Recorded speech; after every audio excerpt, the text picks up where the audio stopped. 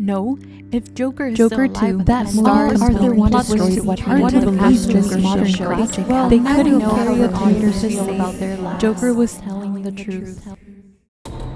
It's been 2 years since the release of Joker 2 Electric Boogaloo, a movie so hated by the masses that even films like Crap Melia Diarez and Coca-Cola Bear have higher Rotten Tomatoes ratings.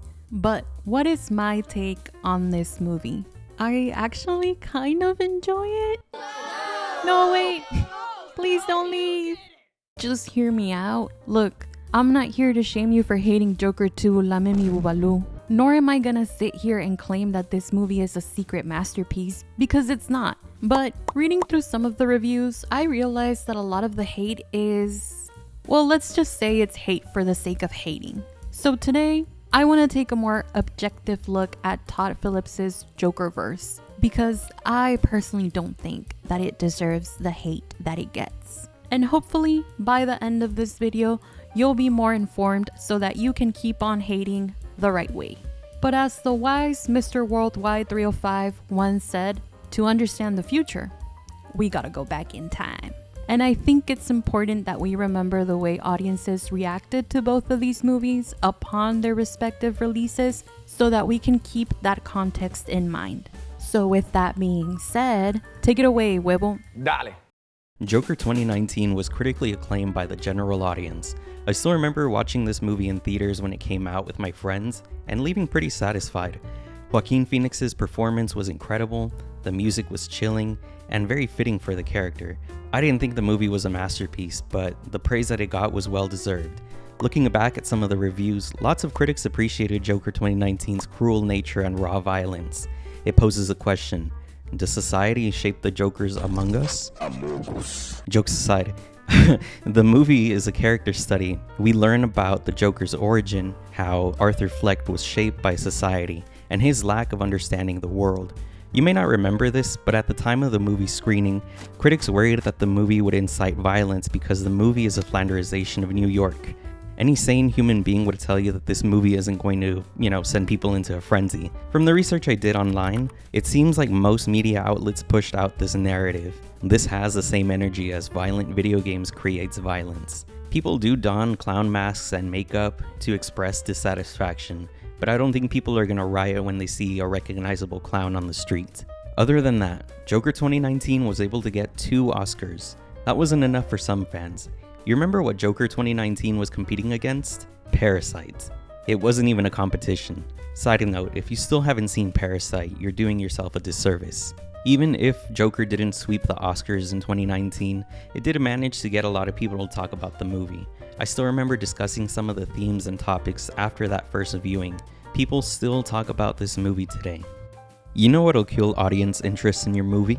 Making it a musical. Look at what they did in Mean Girls. How did Todd Phillips miss this? It was literally released months before Joker 2.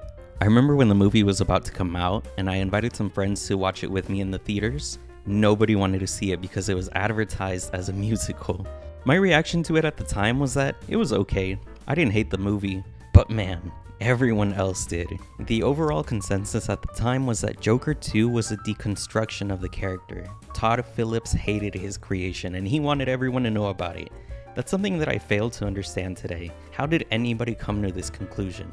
And I'm not saying this to go against the grain. It's because the first movie showed us that Arthur Fleck never truly became the Joker. There's an allusion to Charlie Chaplin that most people have missed, myself included, but even so, Arthur Fleck in the first movie was a passive and reactive character. Chorizo will explain his character in more depth in her portion, but I just want to put this out there for everyone. Arthur Fleck doesn't even accomplish his ultimate goal in the first movie. At most, he learns about his mother and he becomes a symbol of dissatisfaction, but that wasn't his ultimate goal. Arthur Fleck's goal was to seek approval, and he fails to do so.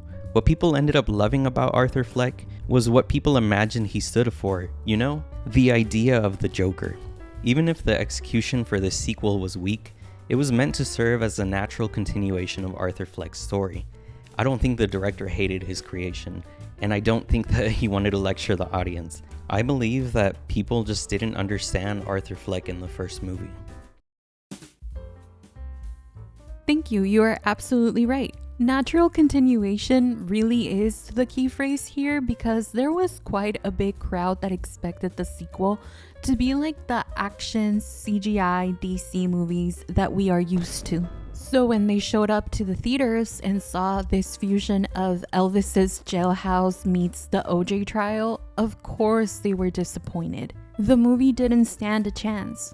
That's not to say that the actual product we got is flawless. There are many elements of the film that could have been changed, added, or subtracted to make it more entertaining while still staying within the confines of Arkham Asylum. But the movie's writing set lots of rules and boundaries that prevented Joker 2 from becoming an action movie.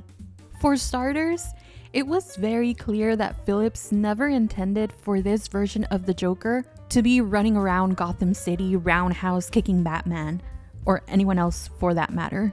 This was always meant to be a more dramatic, grounded character study. A what-if type of origin story that didn't involve falling into an acid tub or tattooing the word damaged on somebody's forehead. That's actually what made the first Joker stand out so much and what would ultimately stump any future sequels. At the time of the first Joker, Arthur Fleck is supposed to be somewhere in his 30s. He's physically weak and mentally broken. There's also about a 20-year age gap between him and Bruce Wayne. So, either the movie continued as this crime drama take on a beloved villain, or Todd threw away all of his previous world building for the sake of fan service. Now, please don't take this as me excusing Todd. Like I said, he still could have cooked a better meal with the ingredients he had, but also, I honestly think he should have known better. I mean, he's no rookie. He directed the Hangover threequel. He should have had the foresight to predict that if Joker 1 did well, the executives would ask him for a sequel. But anyways, getting back on track. Why then did this crime thriller approach work so well for the first one, but not the second one? In my opinion, it boils down to pacing and shock value. There's almost a sort of formula present in the original. Dramatic exposition broken up by either gory violence or disturbing shots of Joaquin's frail figure. I don't mean that as a diss, by the way.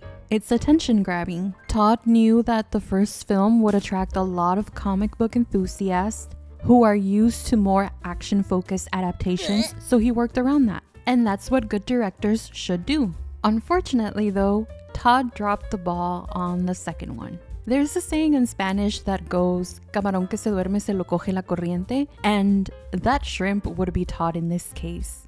I don't know if he thought that people would have picked up the vibe after seeing the original, or if the musical numbers were meant to replace the splatter, but clearly, it didn't work that way. The thing about shock value is once you mess with it, you have to keep outdoing yourself. Otherwise, it's an automatic fail. And as messed up as it is, audiences expected that in the sequel. That's why the body checks and the random gore didn't work like they did the first time around. I think that's part of the reason why Joker 2 is considered a snoozeroo. I didn't mind the pacing and Joker 2 shit on my tiramisu, but that's because I like slow burning crime dramas. But I know I wasn't part of the intended audience, and I think that's where the director failed. If Todd wanted to send a message to the fans of the first Joker, he needed to get them in the theater in the first place. And as Huevo mentioned, many people didn't even give the sequel a chance because it was a musical. One of the most common complaints about the sequel is Joker being a shell of the character he used to be. People accuse Todd of nerfing him just to piss off the fanboys. Don't get me wrong, I understand where this sentiment is coming from because it took me more than a single viewing to understand both films. The ending of Joker 2019 was very climactic, and at the surface, it seemed like Arthur was at his peak, having embraced all of his rage and madness, finally being free from the expectations of society. So I could see why people would think that he could only go up from there. However, as Huevo pointed out, what a lot of us failed to recognize was that Arthur had never accomplished his goal. In fact, that's one of the complaints that critics had at the time. This idea that the movie accomplished nothing because Arthur accomplished nothing. And I don't know about all of that. I, for one, love sad endings in movies. Films don't always have to have a happy conclusion. Even if you don't like them, they're meant to drive home a point. So I don't agree that Joker 2019 was pointless. But at the end of the day, critics were right about Arthur. He hadn't gotten better. He hadn't found the love and community he so desperately wanted. Quite the opposite, actually. He lost his job, his freedom, and the few people that cared for him to an extent, right? It was only a matter of time before that sort of euphoria that Arthur was feeling would wear off and he would realize where he was standing. That is why I didn't think that it was weird for the sequel to start with a gloomy Arthur. When you really think about it, he was never an active participant in this world. He would never plan ahead or think about the long-term consequences of his actions. The whole first film is him allowing things to happen, waiting around, hoping things will get better, never doing anything to fix them, and then reacting in the most violent and clumsy ways imaginable. So of course the sequel wasn't gonna greet us with Arthur planning an El Chapo kind of escape. Let's take the Murray Franklin attack as an example. Arthur had been fantasizing about being on the show for the entirety of the movie, but had never made any attempts to get on the show. Even after the little humiliation ritual of his stand-up comedy going viral before viral was a thing, he doesn't really do anything about it. He doesn't plan to wait for Murray outside of the studio or to break in through the window with a grappling hook and a surprise up his butt. He just kinda lets it go. It's not until Murray's assistant invites him to the show that he comes up with the idea to make a statement on national television. And even then, he's not necessarily sure about what to do once he's already there. We see him practice on himself, we see him toy with the idea of unsubscribing somebody else, and ultimately it turns into an uncoordinated, impulsive mess. Similarly, the subway incident is the result of coincidence. Maybe Arthur was waiting for an opportunity to take out his anger on somebody else. However, he wasn't actively planning, stalking, or scouting his next victim. Those three Wall Street guys just happened to get on the wrong train card at the wrong time on the day that Arthur was... Pues la traía cargada, pa que me entiendan. Now, were they assholes that like to harass women? Yes. But who's Arthur to judge when he's literally doing the same thing to his own neighbor? What if the guys would have just ignored him? Would Arthur still have fired at them? Or what if he wasn't loaded? Would he just allow them to beat him like other people had in the past?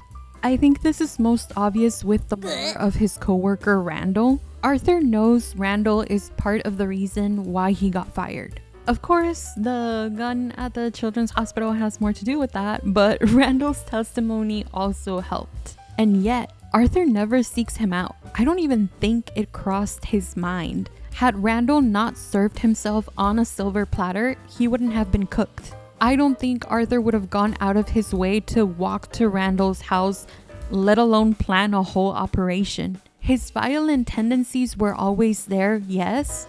The problem was he didn't have the strength or the courage to enforce that on others. It's not until he gets the Fusca that he gains some sort of confidence. Take the fierro away from him and he goes back to his old self. That's why he lets the guards and inmates push him around in the second one, because he's not Sigma enough to do something about it. He never was. Lee's character is also a big point of contention. The majority of people I've seen online arguing about this do agree that the problem with Lee was Todd not expanding on her character enough for her to be more interesting or integral to the plot. And I think that this is a valid take. It's only a smaller group of people that hate Lee and blame her for Joker's passiveness. Almost as if they're implying that Joker was nerfed so that Lee could exist in the sequel. And in my opinion, this stems from unfamiliarity with psychology and the behaviors of victims. And I know, I know a lot of people see psychology as the equivalent of zodiac signs, but it's called behavioral science for a reason. Just kidding, please don't leave. I promise this will be interesting. So, his mom is an abusive asshole. We can all agree on that. But while his mom did not have as much screen time as Lee did, we can still see the impact she had on Arthur. She taught him from a young age not to expect love without giving or receiving something in return, as if love were a currency. I know that sounds super edgy, but what I mean is in his house, there was no love without abuse and manipulation. Affection and flattery always came before or after a violent outburst. If she needed something from him, she would act kind and motherly, but whenever she was annoyed, she would attack him. This is what Arthur considers normal. This is his idea of how love works. So it makes sense that Lee wouldn't really have to spend time conditioning him. All she had to do was bat her little lashes at him and give him some half-assed compliments, and she'd have him eating out of the palm of her hand. And I mean, I don't blame him. I too would simp for Lady Gaga, but neither here nor there. My point is that it's not that far-fetched that Arthur wouldn't see anything wrong with Lee expecting him to do certain things for her in exchange for affection, especially when we consider all of the sweet nothings that Lee was whispering in his ear. Arthur is someone who believes in miracle solutions. He wants things to get better for him, but he doesn't want to be the one to take action. He idolized Murray because he thought that by being as famous as him, people would automatically like and respect him. And when he found out Thomas Wayne might be his daddy, he made the effort to contact him, but only because there was a possibility Wayne would solve all of his problems. Both of these being easy fixes that require little to no effort on his part. So when Lee comes around pretending to understand him and promising to help him escape Arkham, he follows her blindly, even though she doesn't have a plan. She just keeps telling him he's too big for them to leave him in there, as if his popularity was enough to trump the court system. But even though this might be stupid to us, this is the kind of logic Arthur has always followed. Like, would it have been better to listen to his lawyer who was practically handing him a get out of jail free card? Absolutely. But that strategy requires him to open up about his past and his mommy issues and admit to a Joker personality that doesn't exist and he knows would make him look lame in front of his followers. And if this all sounds childish, it's because it is. It would have been 10 times easier for him to pull an influencer and ride the Murray Franklin appearance to stardom rather than shooting the guy in the face. You know, any press is good press, that sort of thing. But again, for the 12th time, Arthur is not a scheming, evil mastermind.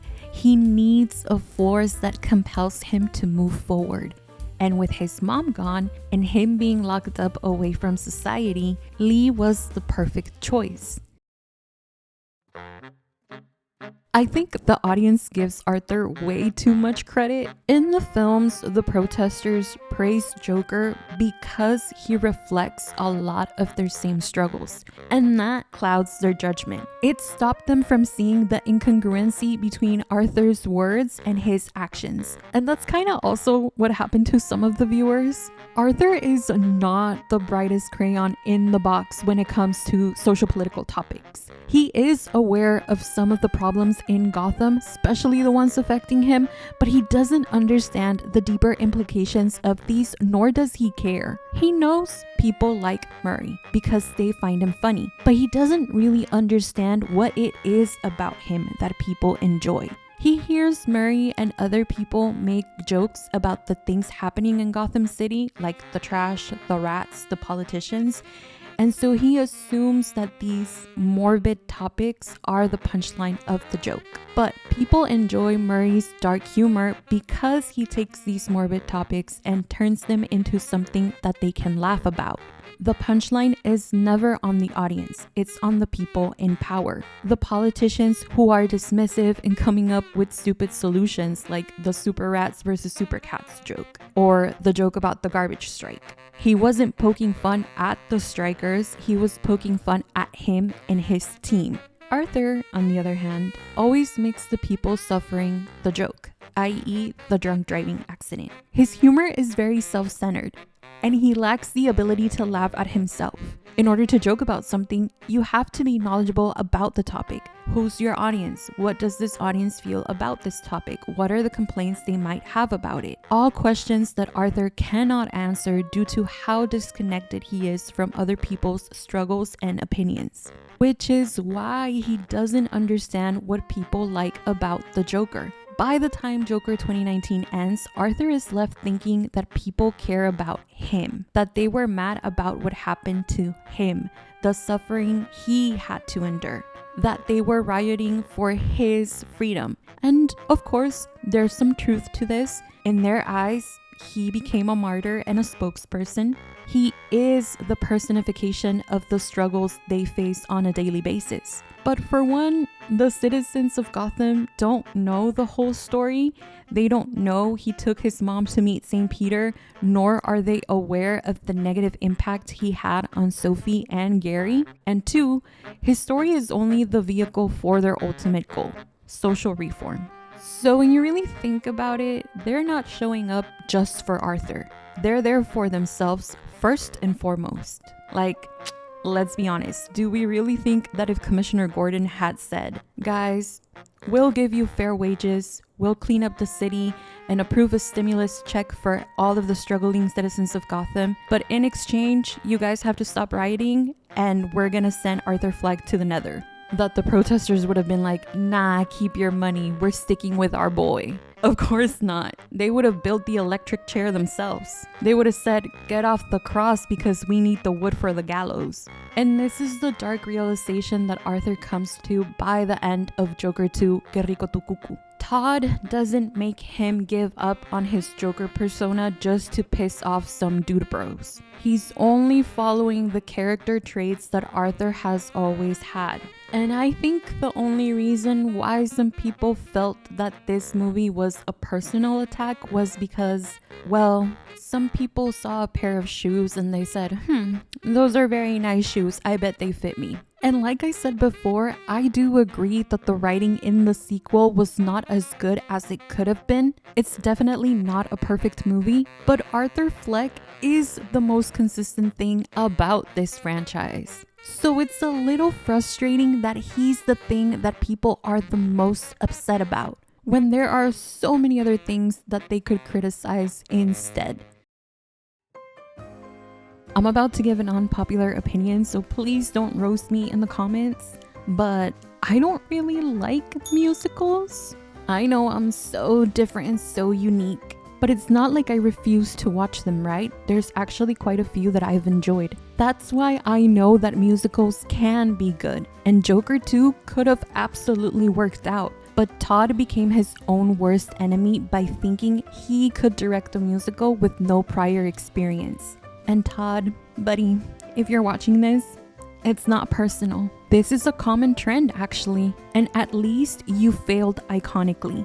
Jack Doodoo Fart's Puchaina Perez was so bad it got people to apologize to Joker 2. So, it could be worse. All jokes aside though, I don't understand why film producers refuse to hire experienced musical directors to help them incorporate song performances into the storyline in a more natural and less intrusive way. And look, I'm no musical expert. I couldn't hit a single note in the Happy Birthday song if my life depended on it. But I do know that the musical numbers are supposed to expand on feelings and thoughts that are not being explicitly said. And a good example of this would be Fraile Frollo singing Hellfire in The Hunchback of Notre Dame. Here, he's expressing his inner conflict through a song, a performance that's only meant to be witnessed by the audience so that as the movie progresses, we are the only ones in on the secret. But in Joker 2, 24 Karat Labubu, none of the musical scenes, with the exception of a couple, truly reach their full potential. They're not bad. Performance-wise, Joaquin and Lady Gaga gave it their all. No notes from me. However, I feel like the choreography and the set designs for most of them would have benefited so much from a theater or Broadway director. It often feels like Todd had a vision, but he was scared to commit to it out of fear that it would be too campy. Like when Lee sings "That's Entertainment" outside of the courthouse, I see what the goal was, but the execution was disappointing. The judge reminds everyone that while this case is public, this is still a court of the law. That scene has Lee's vocals of "That's Entertainment" layered on top of it, followed by a little segment of her outside the courtroom. And it's a good idea. The problem is that it's such a stripped performance that it feels like it would have been better not to have it at all. I would have preferred to see a more complex choreography with protesters joining along and causing a commotion outside the court to further prove that Joker's followers are treating him like entertainment. Or maybe Lee could have performed a longer dance while watching the trial through TVs scattered around Gotham on her way to the courthouse to show how little she cared about being there on time for Arthur. I know that sounds super corny and campy. You might even be thinking that the audience wouldn't have liked it, but I mean, the audience didn't like the movie we got anyways. So at least in this way, maybe the theater kids would have appreciated it. Go big or go home, you know what I mean? I really do think that campier performances could have worked because Gonna Build a Mountain was a great performance. The best one out of all of the other numbers in my opinion. And looking at the comment section on YouTube, it seems that many would agree with me. Arthur is in court dressed as the Joker, representing himself. Things are going down the shitter for him despite all of the progress his past lawyer had made. And just as he's about to start doubting himself, Lee starts singing "We're Gonna Build a Mountain" from a little hill. And the scenery changes to somewhere completely different. And as the singing grows happier and louder, we see Arthur's willingness to participate grow. Lee is the one singing and playing the piano off to the side of the stage, all while Arthur is in the center performing for his imaginary audience. The symbolism is simple, but it's effective and entertaining.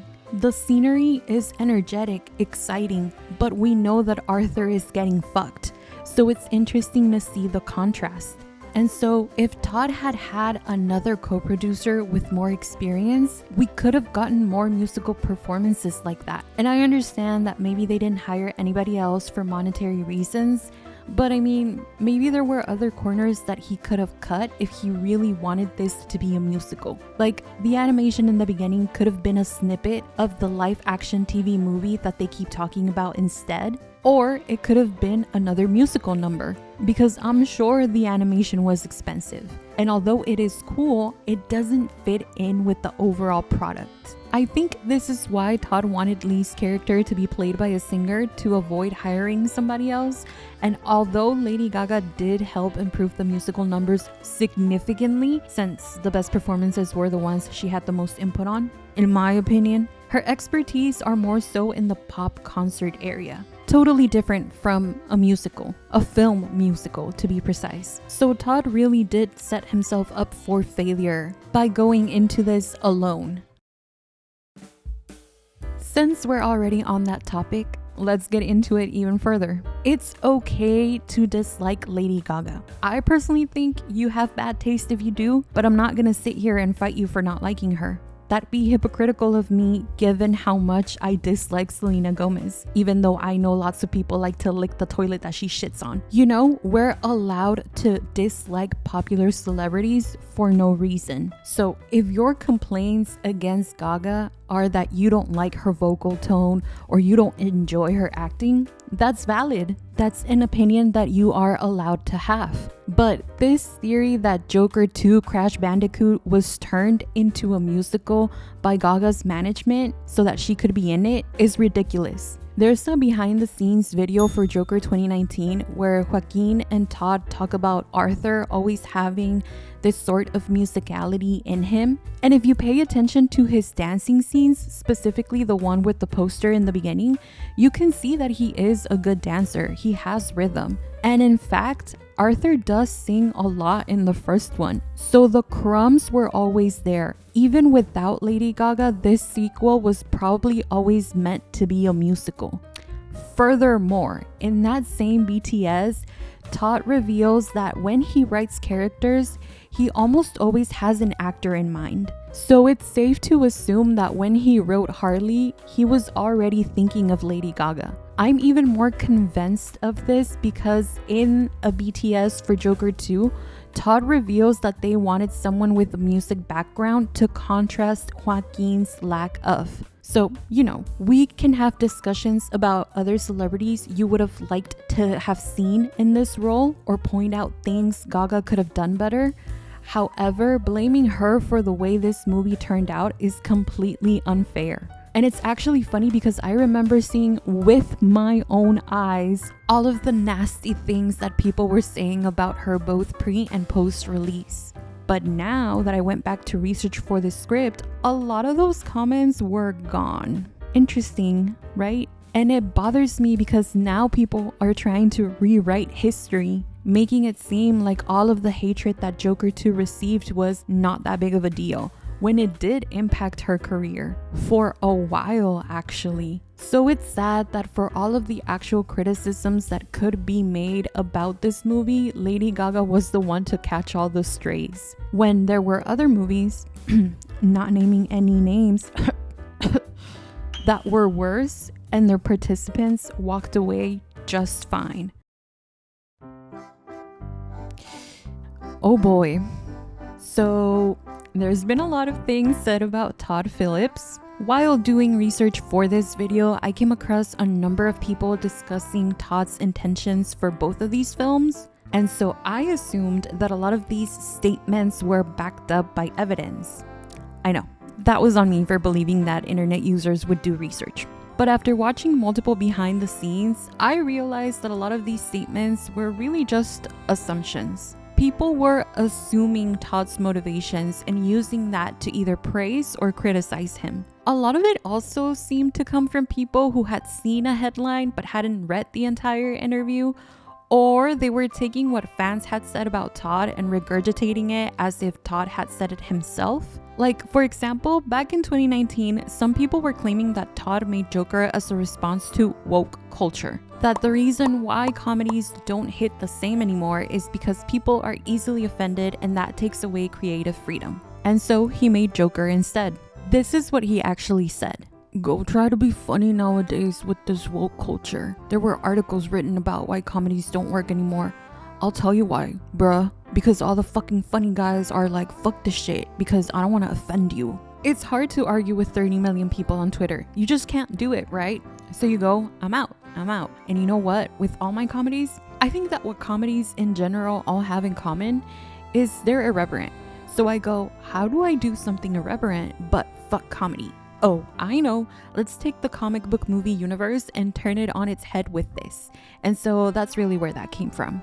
Now, I don't agree with his take, especially considering that his comedies aren't that great. This sentiment does seem to be coming out of a place of resentment and copium. However, I got this excerpt from another article that was citing the original Vanity Fair interview. And that original interview is a paid-to-read article. And although I doubt context would make this remark any less tacky, I feel certain this is not the real reason why. When you watch behind the scenes of Joker 2019, he says that he loves villains, that he's fascinated by the idea of what makes a person go crazy. He'd always had this idea to make a character study, and the Joker was a great foundation. He also mentions that he was excited to make a movie based on a comic book character because he wanted to bring in something new to that genre, alluding to the fact that superhero and villain movies tend to follow what we now call the Marvel formula, right? And so, look, I don't mind if people want to criticize Todd Phillips for that statement. Yo no voy a andar metiendo mis manos al fuego por alguien que no conozco. But my problem is people who try to demerit both films just off of this comment alone, when these movies really just are character studies. His views on comedy really don't have anything to do with this. And the same goes for people praising the man.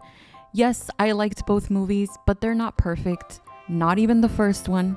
So the fans making Arthur seem bigger than what he actually was would be shocked to hear Todd saying Arthur was always meant to be a narcissist. You know, like the fans of the first Joker had so much to say about Todd's attitude towards them in the sequel that I thought I was gonna have to watch a condescending asshole blow smoke up his own ass and call everyone else stupid. But instead, I just saw a chill dude excited to share his ideas about the sequel and his experience filming it. And while we're on that note, I don't understand where this Todd didn't want a sequel idea came from, because there's footage of them filming during Covicho.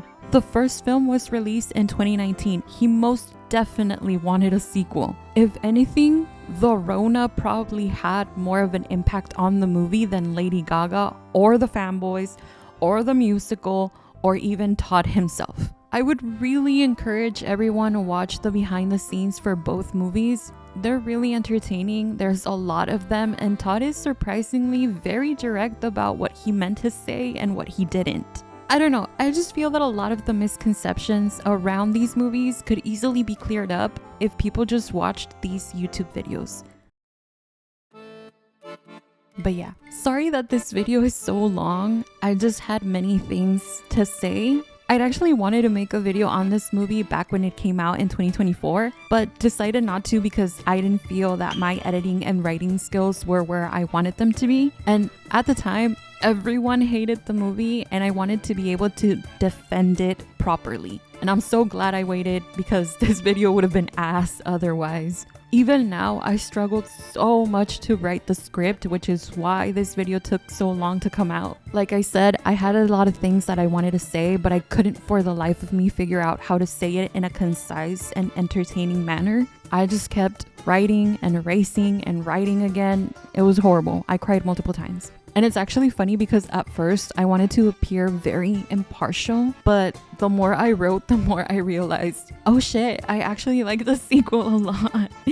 And I was afraid people would take me as a contrarian for that. But no, I just have bad taste. I genuinely loved Joker 2 Fuck-a-Doo-Doo. So yeah, hope you guys enjoyed this video. Thank you so much for watching until the end. Hopefully you don't unsubscribe after watching this, and I'll see you in the next one. Bye!